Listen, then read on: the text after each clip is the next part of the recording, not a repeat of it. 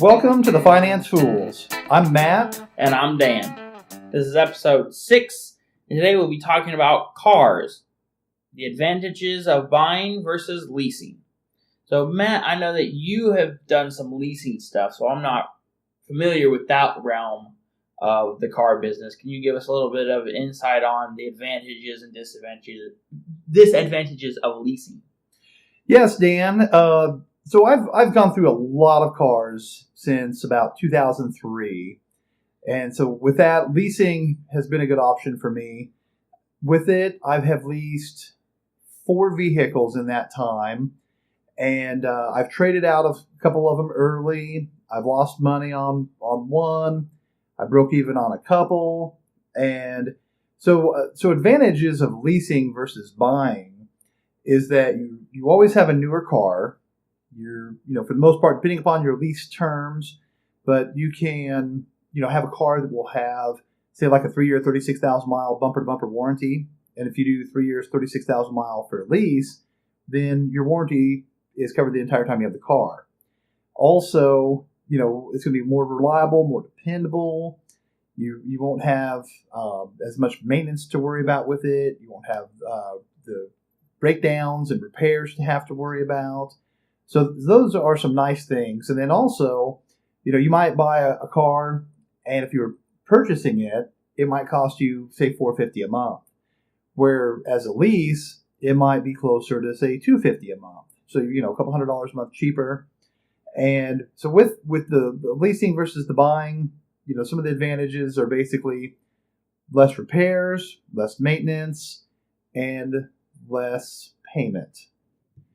So then some advantages of buying a car is that you can pay it off if you actually own it. And then after that, the longer you own it, the longer you drive it, you're saving money to an extent until it starts costing you money with repairs. Whenever you own it, you can sell it, trade it in. It's a lot easier on a car that you own to do that as opposed to a lease. We'll talk about that later. Then with damage and repairs, if you have a lease, if you have a car that you own, you can kind of gauge when you want to do anything or if you have to or not. If you have just a little bit of hail damage or a rock chip or something minor that's not a big deal, you say, hey, I don't need to worry about fixing it because I own it. You're not restricted on miles. So those are other advantages. If you drive a lot, if you have a long commute going to work, owning a car is the way to go in that situation. Yeah, I know with my situation, I recently had a car and it was going to start needing some work done, but that was going to cost more than what the car was worth. And since I owned it, I was able to trade it in and get a better, more reliable car. Whereas if I was under a lease, I could get out of the lease early, but it would have costed me more. So that is an advantage of owning a car and buying it. Now, I still had a loan on the vehicle that I traded in, but again, I was able to get a new car and then just transfer that remaining amount of my loan onto the new loan for my vehicle. So what that's called is whenever you have a difference that you still owe versus what they give you for the trade-in at the car dealership. Just say, for example, you owe $3,000 and they give you $1,500, and then you have $1,500 that you have to carry over onto your new loan.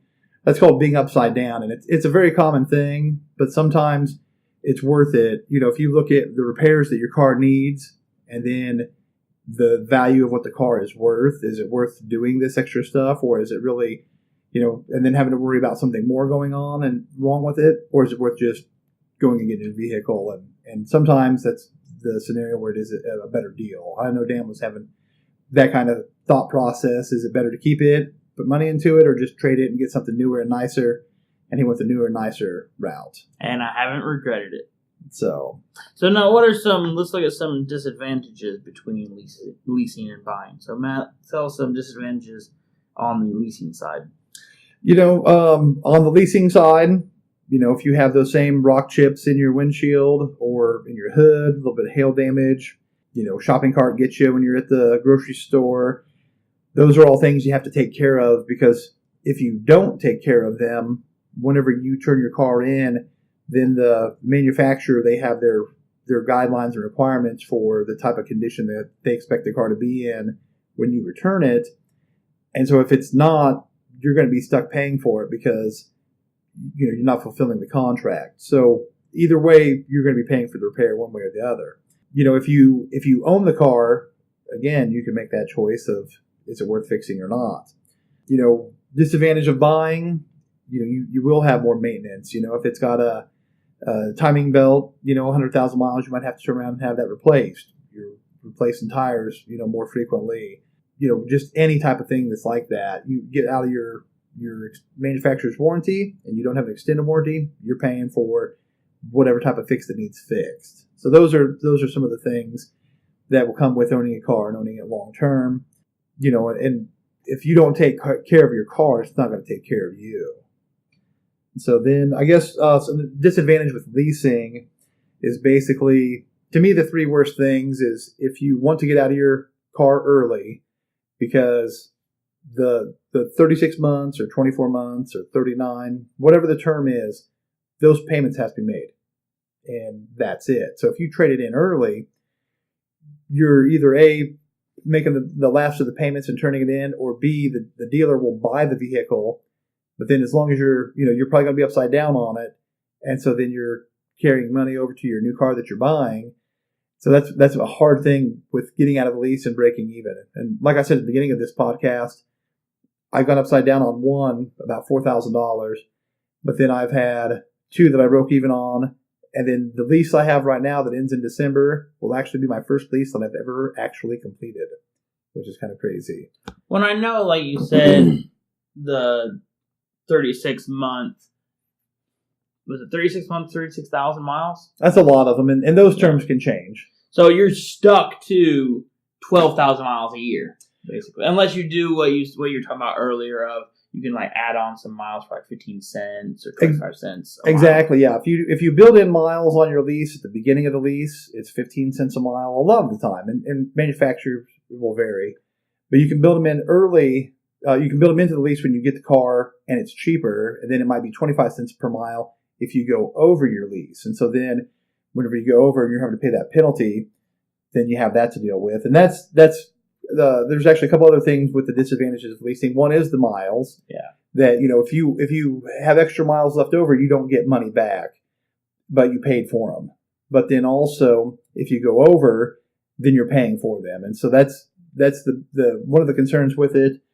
And then, if there's any damage, you have to pay for that. So, and that's kind of the biggest thing of why I didn't want to lease was the mileage restriction, because I like to take road trips, and that would be a little bit more difficult to take road trips if you're on a mileage restriction. And you're right. And that's why, with my lease, it was 3 years, 30,000 miles. And I'm like, that ain't going to work. So I built in, instead of paying 3 years, 30,000 miles, I paid extra for the miles and did 3 years, 45,000 miles, because I wanted the comfort of extra miles. And if you're going to consider a lease, figure out how many miles that the lease offers and then divide that out by days of the year. And then how many miles per day as an average you're going to have for your car. And then, if you go to work and you live 5 or 10 miles from work and then you go back home, you're driving 20 miles a day, well, then you can figure that out and then figure out, hey, if I go take a 2,000-mile road trip, what's that going to put me at for the year? Because be honest with yourself, because it's your own money, but take that into consideration, your mileage, whenever you're going to think about a lease. If you're driving 30, 40 miles one way to go to work, it ain't worth it. Just buy it, because you're going to go crazy on those miles. All right, and that's going to do it for this podcast.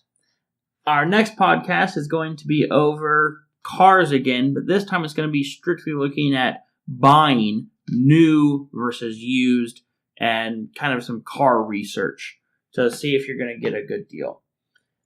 And as always, if you liked this episode, please like and subscribe.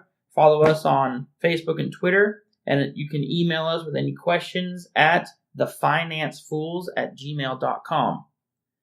Remember, plan your work and work your plan. Tune in again for more from The Finance Fools.